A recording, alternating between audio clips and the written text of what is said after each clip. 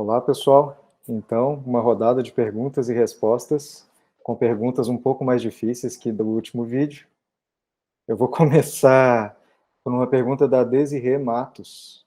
Ela fala assim: quanto mais estudamos espiritualidade e tentamos fazer o bem, mais ataques recebemos? Eu tenho essa dúvida. Às vezes isso me preocupa e me afeta em algumas das minhas situações e intenções. A pergunta da Desirê é uma pergunta que muitos se fazem, né? E eu já fiz essa pergunta algumas vezes e descobri que quando você se predispõe ao bem, você está sempre com os pensamentos elevados, os ataques que antigamente te atingiam não te atingem mais, né? O que eu percebi por experiência própria é que nós na verdade, éramos instrumentos, né, de energias não tão elevadas quando estávamos no ostracismo, né, quando estávamos não fazendo nada ou quando não buscávamos o bem. A partir do momento que você eleva os seus pensamentos, você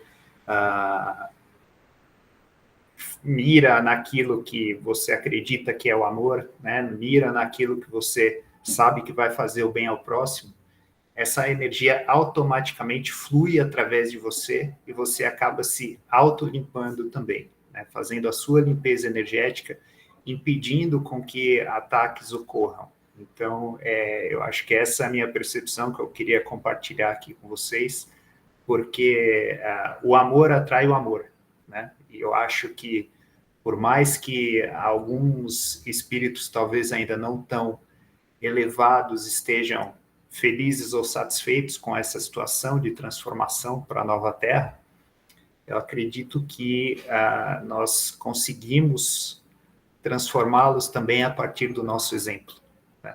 Então, é só dando o exemplo do amor que você, além de estar protegida, né, Desirê, consegue também trazer o amor para outros irmãos, talvez não tão esclarecidos. Essa é a minha visão.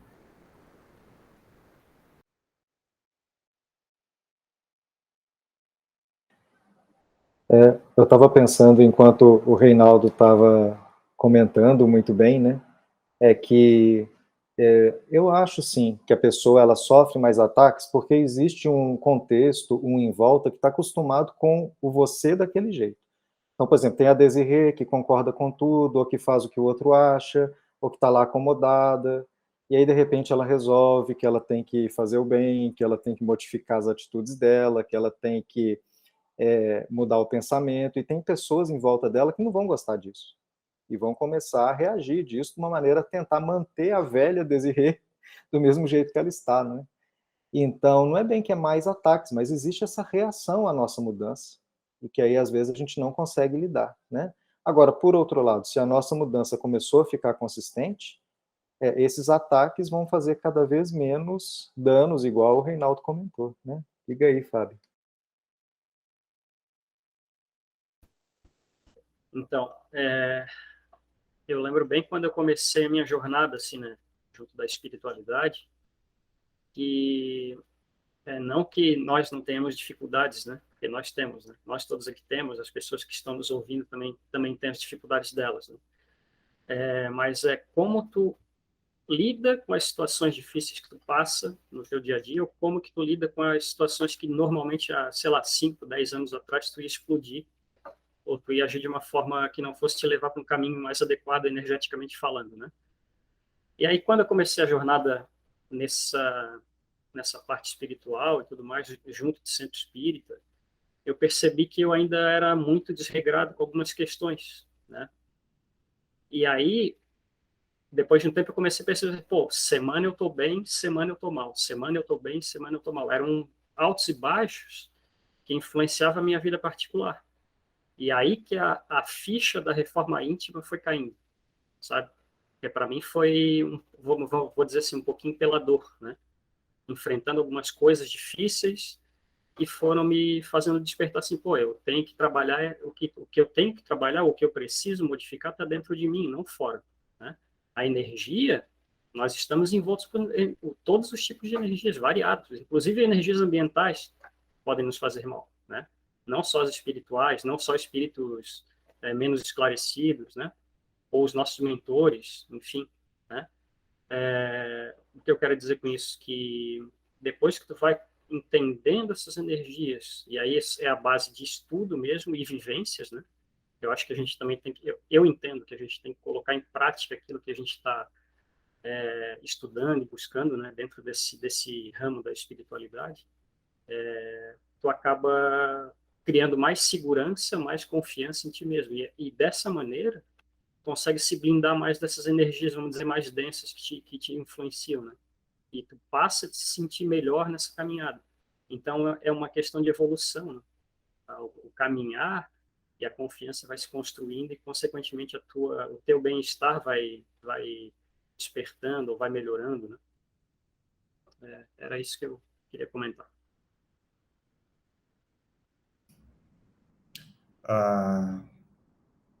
Pô, Fábio, você falou quase metade daquilo, mais da metade que eu queria falar. Mas eu vou aproveitar o roteiro inicial seu, vou fazer também um depoimento breve. Quando eu iniciei também na espiritualidade, claro, o ataque ele acontece, ele aumenta, mas pensa da seguinte forma: pensa que vivemos todos, não somente eu sozinho, mas sempre, como o Fábio colocou, sempre estamos acompanhados de diversos espíritos. Imagina todos vivendo em uma caverna escura, onde só há escuridão, pouca ausência de luz, enfim, do nada acende uma lâmpada lá dentro. Óbvio que você vai incomodar todo mundo que está lá dentro, que já está acostumado com aquela escuridão. Então, invariavelmente, as pessoas vão acabar, que estão ali ao seu redor, vão acabar reclamando com você por causa daquela luz. Então, é mais ou menos isso que acontece. Acho que o ataque ele é inevitável, faz parte do processo, mas eu só queria frisar que, da mesma forma que ocorrem os ataques, também se intensificam os amparos. Então, não se preocupa, porque com certeza você vai estar muito mais conectada, na verdade, com a luz que sempre esteve ao seu lado e que tudo vai se resolver. Subiu aqui eu parei aqui agora porque subiu aqui o comentário aqui deles enquanto eu falava para ali para ler, mas enfim, é isso, só queria frisar aqui. Vem o amparo também.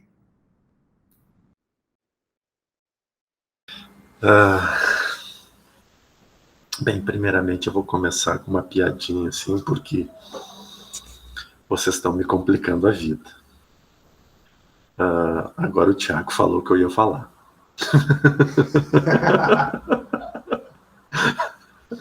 E outra, o Reinaldo chegou pronto, chegou pronto aqui, já chegou aqui falando e botando a gente, tendo que pensar ainda mais sobre o que falar. Mas bem, olha só. O pessoal diz que eu gosto de simplificar tudo. E de uma certa forma, talvez isso venha do signo de Peixes, né? Que é romantizar um pouco de tudo. E eu vou deixar, como nós estamos aqui numa mesa redonda, ou seja, a gente está discutindo um tema, e isso que é lindo, porque é a opinião de 5 pessoas que entendem, que vivem de âmbitos diferentes, a sua vivência, o seu estudo, né, o seu despertar interior. Mas eu vou deixar uma dúvida, uma pergunta, um questionamento com todos vocês. Quando escurece no final do dia, que é verão, e acende os postes de luz da cidade, é normal que encha de mosquitos em torno da lâmpada. Será que isso é ataque à lâmpada ou atração da luz? Porque a luz é o amor, e o amor atrai. Tudo o que foi falado aqui é verdade. Tudo que foi falado aqui acontece. As transformações internas, a luz vencendo, a nossa luz vencendo a nossa sombra, né? Ou, se a gente quiser usar termos mais antigos, o nosso céu vencendo o nosso inferno, né? os nossos anjos vencendo os nossos demônios. Então a gente pode usar inúmeras terminologias, mas a gente está falando de amor, que é luz, que é Deus. E quando a gente amplia a nossa iluminação, a nossa luz, e eu não estou falando de ampliar no estado angelical, mas ampliar no estado de buscar se compreender. Então amplia-se a luz. Não recebemos ataques, mas atraímos seres que buscam também aquilo. E aí começa a fazer sentido algo que um instrutor espiritual algum tempo atrás falou, que nós não somos mais nós não somos mais o poste que segura a luz. Nós somos a luz que ilumina, né? Mudando a nossa condição, que nós hoje somos o instrumento de trazer.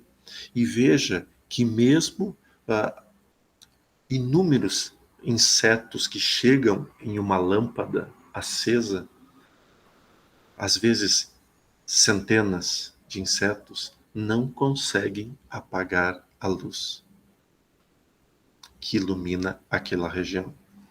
Pois bem, nada apagará a sua luz, minha querida irmã, meus queridos irmãos, se você continuar perseverante na disciplina, no orai e no vigiar.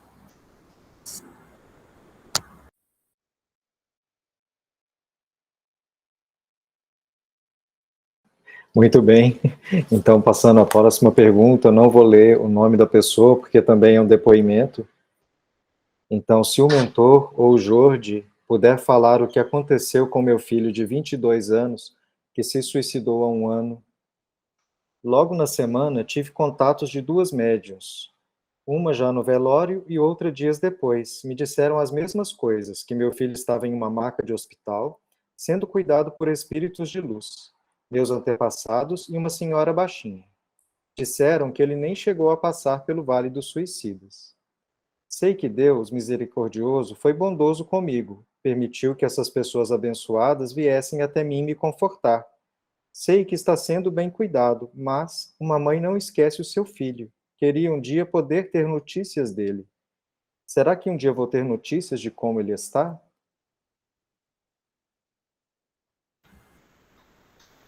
Ela não deixa os dados dela, né, Robson? Ou do menino. Ela falou o nome. Tá, então vamos tirar o áudio. Tu me passa o nome, por favor.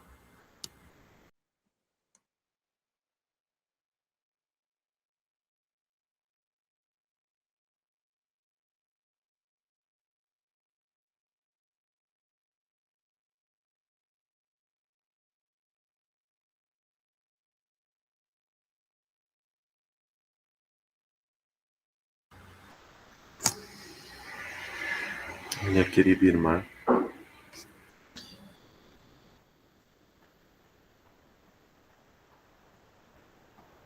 a dor da perda de um filho deve ser algo de uma dor inimaginável. Então, em nome do Portal Paz, o nosso abraço mais caro, mais carinhoso e mais apertado que tu possas receber. Como pai, talvez eu possa imaginar o que é viver isso. Talvez. Porque imaginar não é viver. Imaginar é suspeitar.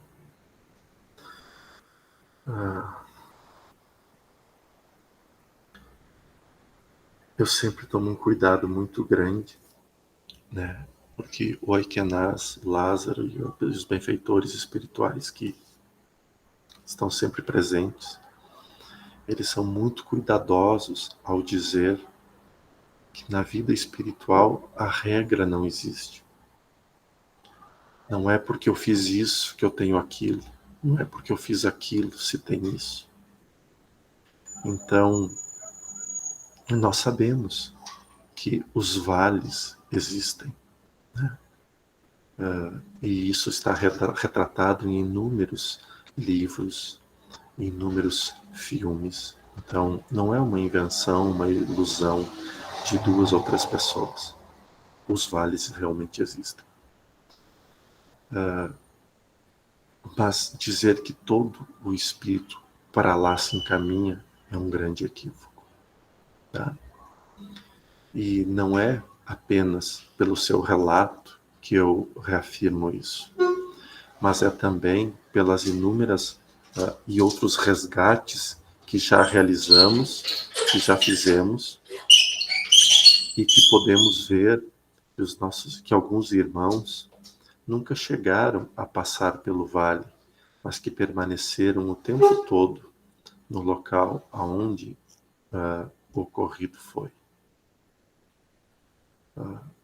Essas 2 irmãs, aos quais tiveram a possibilidade de te acompanhar e te relatar esses fatos, elas fizeram com muito amor, com muito carinho, com muito zelo.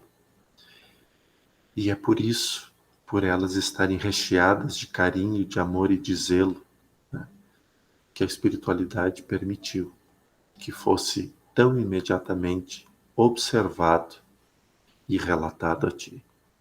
A visão delas está correta. A visão delas está correta. Muito bem. Uma pergunta simples que sempre aparece e que eu nunca sei responder. A Tatiane Camargo pergunta: na irradiação, o nome da pessoa fica recebendo energia por quanto tempo?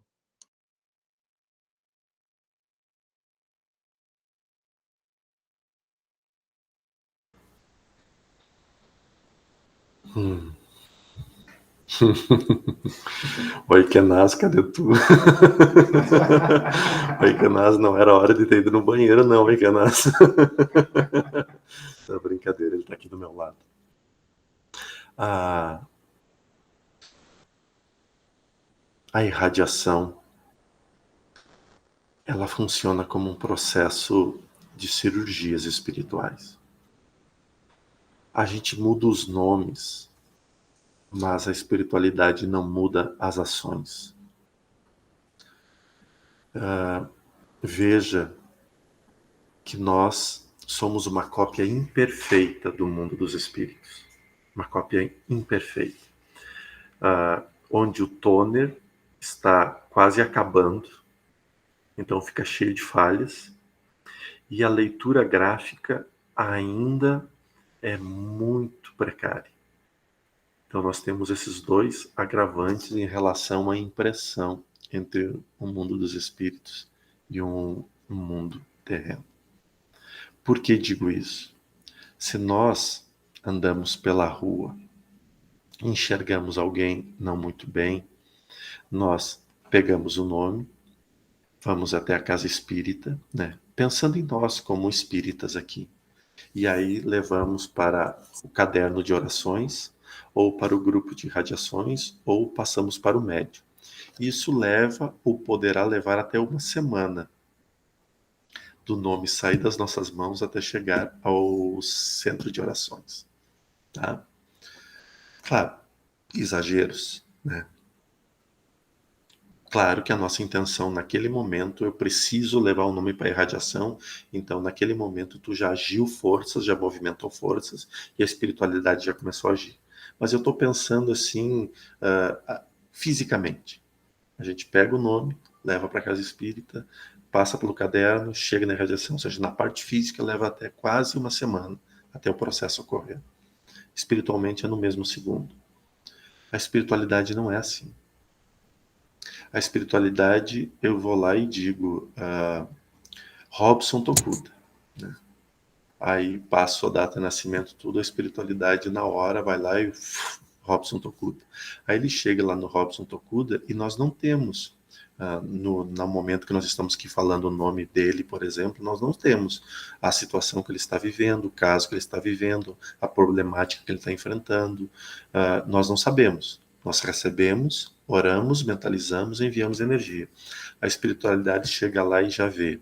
O nosso irmão está com tais e tais problemas, espiritualmente enfrenta tais e tais soluções, a família enfrenta tais e tais soluções, complicações, que isso agrava ainda mais a situação X, e a espiritualidade faz o quê? Ela vai e atende todo mundo. Porque ela busca a solução da pessoa que foi solicitada socorro. Então, o problema está lá com o tataravô que desencarnou há tanto tempo, mas está trazendo um problema energético. A espiritualidade, em função desse nome, ela vai lá, trabalha aquele ser e vem trazendo a cura, porque o objetivo é trazer cura para a pessoa que pediu socorro. E automaticamente todo mundo que está ligado a ele recebe socorro, porque ele precisa estar bem. E para ele estar bem, aqueles que estão ao redor dele também precisam estar bem. Assim age a espiritualidade, de forma diferente de nós. Nós não, só um pouquinho. O meu horário é só para o Robson. Não, só um pouquinho, que o meu horário agora aqui é só para o Robson. A espiritualidade não, a espiritualidade abraça um todo. Jordelei, mas isso não respondeu minha pergunta de quanto tempo dura. Pois bem, fizeram hoje. E aí eles vêm, a gente vai ter que voltar daqui 2 ou 3 dias para ver como que estão as energias. Ou seja, 2 ou 3 dias depois, eles estão ali de novo. Ou 2 dias, ou 1 dia. E assim pode se prolongar o tratamento por 15, 20, 30 dias, o tempo que a espiritualidade achar necessário.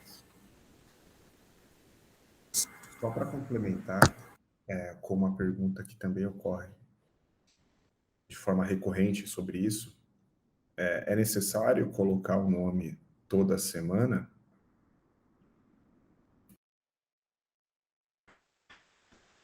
Não é necessário, né? De forma prática, não é. Mas se eu me sinto seguro em pôr, coloque. Né? É o mesmo que nós falarmos, acender vela ajuda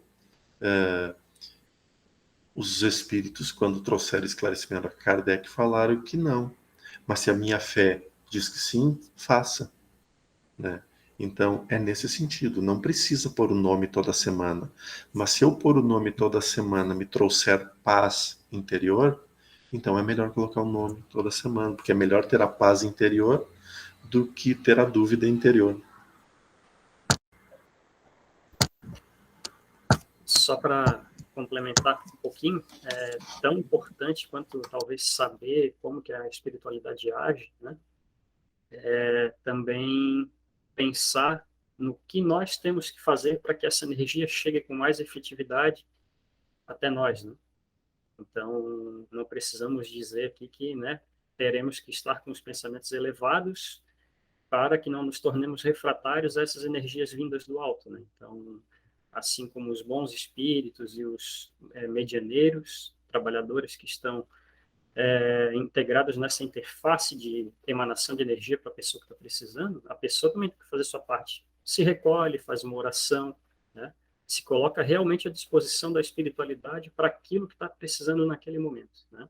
Para resolver uma aflição, um medo, uma dúvida, uma doença grave, né? Então, são vários os motivos que as pessoas acabam buscando a ajuda da espiritualidade e é importante haver essa entrega mesmo, né, no processo. Excelente ponto, Fábio.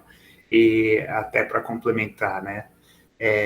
Não podemos terceirizar a nossa responsabilidade para um terceiro, né? Se somos nós que desejamos a cura daquela pessoa, se somos nós que queremos o bem daquela pessoa, nós devemos ajudar e pedir ajuda aos outros, mas não esquecermos que o principal trabalho é o nosso mesmo, né?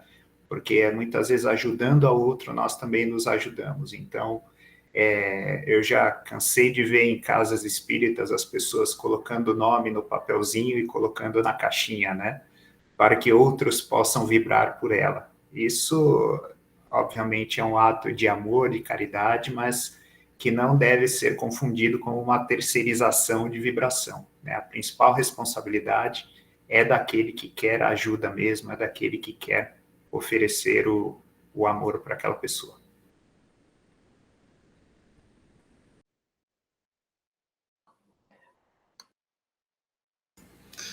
Ah, meu Google aqui acusou, tá? Dizendo que tem um resultado principal aqui. Se alguém escutou, é o meu celular avisando que tem um resultado principal que não sei o que é. Mas bem, tem uma das coisas que a gente tem que ver, e aí talvez seja necessário nesse momento o puxãozinho de orelha, porque também é elucidativo. Às vezes a gente vai lá, Portal Paz, terça-feira tem irradiações. Aí eu vou colocar meu nome lá. E aí eles vão rezar por mim. Mas na terça-feira eu fui convidado para um churrasco, né? Ou para uma festa. Aí eu vou na festa e lá no sul a gente diz, entortei os canecos, né? Como que a espiritualidade vai chegar? Porque ela vai te visitar à noite. Ela vai te visitar à noite. E aí, em vez dela te tratar de uma coisa, ela vai ter que te tratar de outra. E aí, no dia seguinte, nós poderemos dizer, eu peço e não recebo nada. Mas e a nossa responsabilidade em relação àquilo que nós estamos pedindo? E aí, nesse ponto que entra a questão do que o Fábio estava falando de refratários. Às vezes, é numa atitude física que nós fazemos. Às vezes, é numa atitude mental que nós fazemos. Por isso que sempre quando as pessoas chegam para mim e dizem, Jordelei, tu pode ajudar tal pessoa? E eu falei, podemos? Essa pessoa autorizou ajuda? Eu não falei com ela. Então você vai e fale com ela. Se ela aceitar ajuda, é mais fácil. Porque senão poderemos reencontrar uma energia refratária. E aí, nesse caso, poderemos interferir no livre-arbítrio. E aí é falta de respeito. Aí é falta de um monte de coisas. Receberá ajuda? Receberá, mas não na totalidade que mereceria. Né?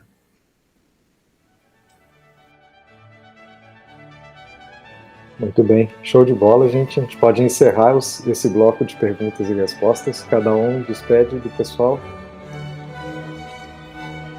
Obrigado, amigos. Até a próxima. Tchau, tchau, pessoal. Tchau, tchau. Até mais, meus queridos.